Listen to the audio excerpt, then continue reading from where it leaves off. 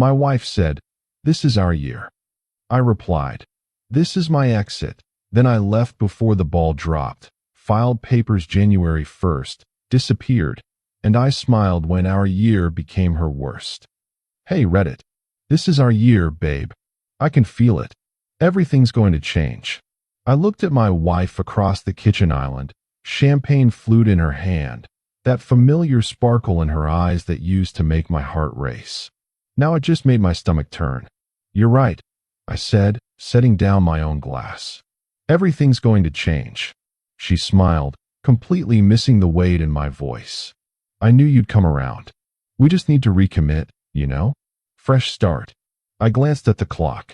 11:47 p.m. December 31st. 13 minutes until midnight. 13 minutes until I walked out of this marriage forever. I'm 48 years old. We'd been married for 19 years. And I'd spent the last 6 months planning this exact moment while she planned our comeback year. The thing about leaving is that everyone expects explosions. They expect screaming, tears, dramatic confrontations at 2 a.m. They expect broken dishes and neighbors calling the police. Nobody expects silence. Nobody expects a man who's already gone, just waiting for the right moment to let his body catch up with his heart. "You're quiet tonight," Victoria said, walking around the island toward me. "You okay?" "Fine," I said. "Just thinking. About us." "Yeah, about us." She hugged me from behind, her chin on my shoulder. 6 months ago, this would have been comforting. Now it felt like a chain. "I know I've been difficult," she whispered. "I know the business stuff has been stressful. But this year, I'm going to be different. We're going to be different." I'd heard variations of this speech for 4 years straight. Every New Year's Eve, the same promises. The same sparkle in her eyes. "I'm sorry. I'm just stressed. I trust you." But I didn't trust her. Not anymore. I hired a private investigator. Spent $2,000 I couldn't really spare to follow her for 3 weeks. The report came back clean. No affair. Nathan was actually gay, engaged to a man named Carlos. Victoria really was just working. I felt like garbage for doubting her. But here's the thing, the relief didn't last. Because even though she wasn't cheating, the damage was done. She'd made me feel crazy for having concerns. She'd made me grovel for expressing a legitimate fear based on her behavior. And she never once asked herself why I might have felt that way. 2 years ago, her mother got sick. Cancer. Aggressive. Victoria dropped everything to help, which was the right thing to do. I supported her completely. Drove her to the hospital. Covered all our expenses while she took time off. Held her while she cried. Her mother survived. Remission. A miracle. And Victoria never came back. Not really. She stayed in crisis mode. Everything was an emergency. Everything required immediate attention, extreme emotion, complete focus. If it wasn't her mother, it was her sister's divorce. If it wasn't her sister, it was her best friend's job loss. If it wasn't her friend, it was some drama with her cousin. I became the anchor, the steady point, the one who kept everything running while she spun from crisis to crisis. "I need you to be strong for me," she'd say. "I can't handle everything alone." But I was alone, completely alone, because nobody was being strong for me. Nobody was asking what I needed. Nobody was anchoring me. Last New Year's Eve, I told her we needed to talk. "Not tonight," she said. "Tonight is about new beginnings.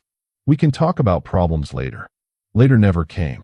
Every time I tried to bring up my concerns, she had a reason we needed to wait. Too stressed. Too busy. Too tired. Wrong timing. By June, I realized the truth. There would never be a right time. Because she didn't want to hear it. She wanted a husband who nodded and paid bills and stayed quiet. And I was done being that man. I started planning in July. First, I organized our finances. Quietly separated what was mine, what was hers, what was ours. Documented every expense, every bill I'd paid, every dollar I'd contributed to her business that I'd never see again. Then, I found an apartment. Small, cheap, across town. Signed a lease for January 1st. I consulted with 3 divorce attorneys. Found the best one. Had papers drawn up, drafted, reviewed, ready to file. I moved my important documents, birth certificate, passport, family photos I actually cared about, to a storage unit she didn't know existed. And I waited, because if I was going to leave, I was going to do it right. Clean. Final. No going back. 10 minutes until midnight. Victoria squealed, pulling me toward the living room where she'd set up champagne and party favors like we were hosting 20 people instead of sitting alone in our house. She turned on the TV. Times Square. The ball waiting to drop. Make a wish, she said, squeezing my hand. For our year. I made a wish, all right. I wished for freedom. I'm going to grab something from the garage, I said at 11:55. Hurry back. You'll miss the countdown. I walked into the garage where I'd packed my car earlier that afternoon while she was at yoga. 2 suitcases. 1 box. Everything else could stay or burn. I didn't care. I sat in the driver's seat. Left the garage door closed. Started the engine. Inside, I could hear Victoria counting down with the TV. 10, 9, 8. My hand on the garage door opener. 7, 6, 5. I pressed the button. The door rumbled open. 4, 3, 2. I backed out. 1. Happy New Year. And I drove away. She called 16 times before I made it to my apartment. I didn't answer. By the time I walked into my new place, empty except for an air mattress and a lamp, she'd left 11 voicemails. I listened to them in order. First, confusion. Where are you? Did you go to the store? Second, concern. Babe, you're scaring me. Call me back. Third through 7th, panic. What's happening? Why aren't you answering? Are you hurt? 8th through 10th, anger. This isn't funny. Get home right now.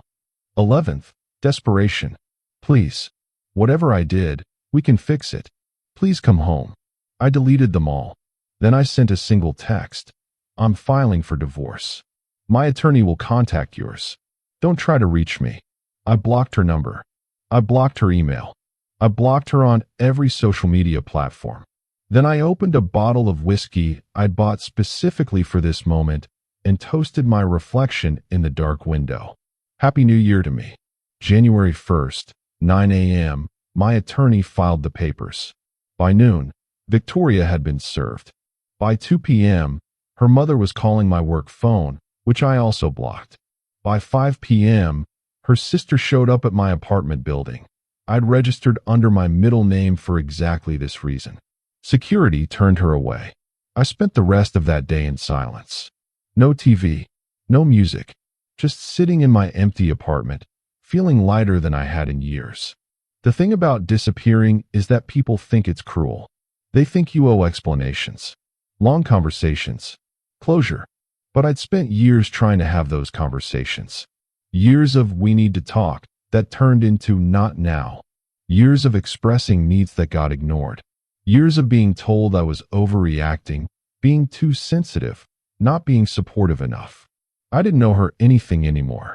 She got the official explanation in the divorce papers: irreconcilable differences, equitable division of assets, no spousal support requested or offered. That was all the closure she needed. By January 3rd, mutual friends started reaching out. What happened? Victoria is devastated. She said you just left without warning. Without warning. As if the 4 years of neglect hadn't been a warning. As if the countless conversations I tried to start hadn't been warnings. As if my gradual withdrawal, my emotional distance, my obvious unhappiness hadn't been screaming warnings. I responded to exactly none of them. Let them think I was the villain. Let Victoria spin whatever story she needed. I didn't care about the narrative anymore. Week 2, I heard through the grapevine, a coworker whose wife knew Victoria's best friend, that she was falling apart. Apparently, she'd taken down all our photos, told everyone I'd had a psychotic break, said I'd abandoned her without explanation after 19 years. She started therapy, posted vague, sad messages on social media about betrayal and heartbreak. Her business partner Nathan called my work. I didn't take the call, but he left a message. You broke her, man. She's a mess. How could you? I deleted that too.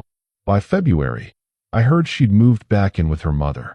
By March, she was dating someone new, some guy from her networking group.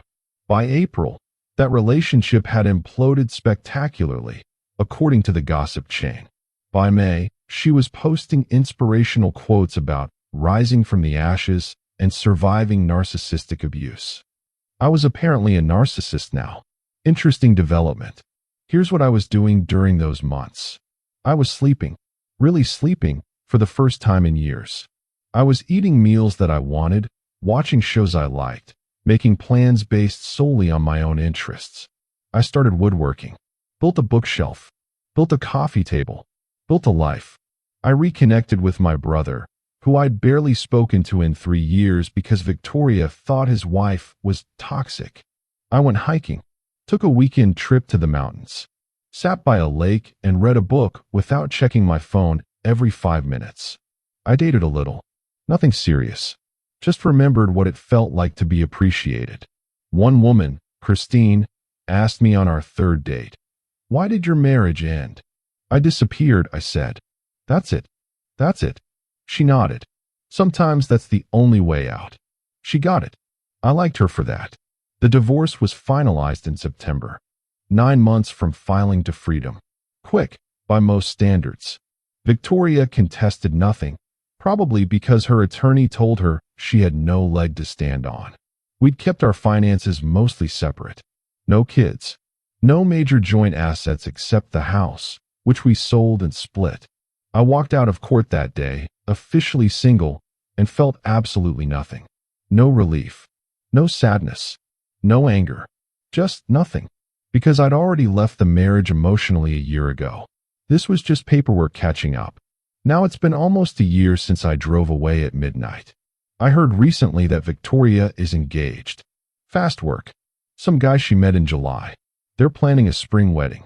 Good for her. I genuinely mean that. She needs someone who can be what she needs.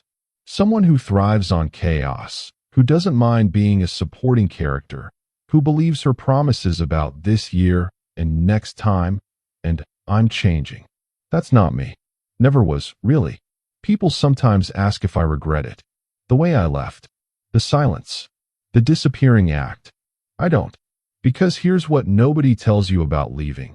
You don't owe anyone a performance of your pain. You don't owe them a dramatic confrontation. You don't owe them explanations they won't accept anyway. You don't owe them one more chance that you know won't change anything. Sometimes, the kindest thing you can do, for them and for yourself, is just leave. Let them tell their story. Let them make you the villain. Let them hate you.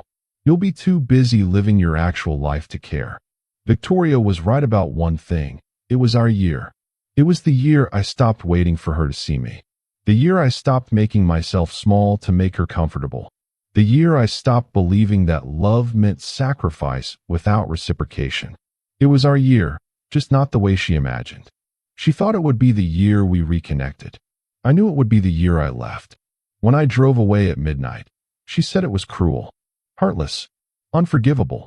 But she still doesn't understand the most important part. I didn't leave on New Year's Eve. I left years ago. I just waited until the clock struck midnight to let my body follow. Last New Year's Eve, I was in my apartment. Alone. By choice. I poured a glass of whiskey at 11:59. At midnight, I raised it to my reflection and smiled. "This is my year," I said. And I meant it. Because for the first time in longer than I could remember, I wasn't making promises to someone else. I was making them to myself. And that made all the difference.